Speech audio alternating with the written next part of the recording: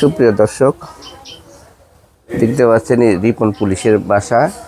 এই গেট দিয়ে ঢুকে আজকে লুট করা হয়েছে।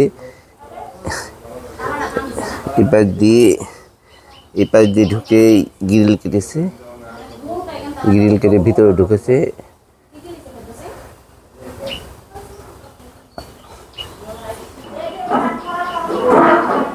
এই দিক দিয়ে ভিতরে ঢুকেছে।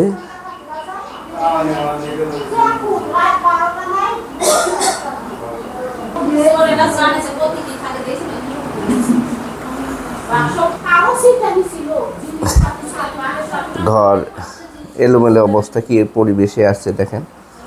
প্রত্যেকটা জায়গায়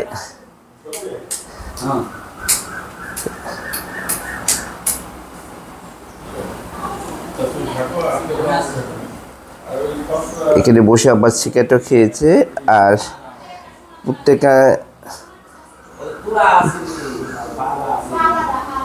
এমন কোনো জায়গা না যে না খুঁজেছে, যা জিনিসপত্র পেয়েছে সব নিয়ে গেছে। দীঘা রিপন পুলিশের বাসায় এটা।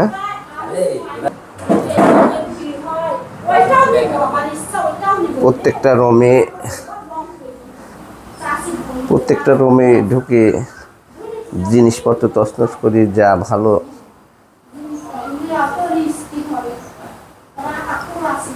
পত্র পেয়েছে সব নিয়ে গেছে।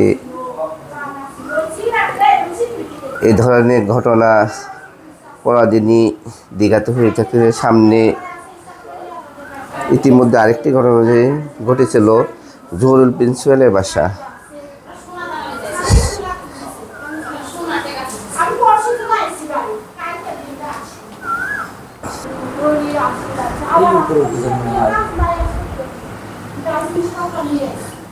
ঘরের জিনিসপাতি প্রত্যেকটা জায়গা তন্ন তন্ন করে খোঁজ করেছে।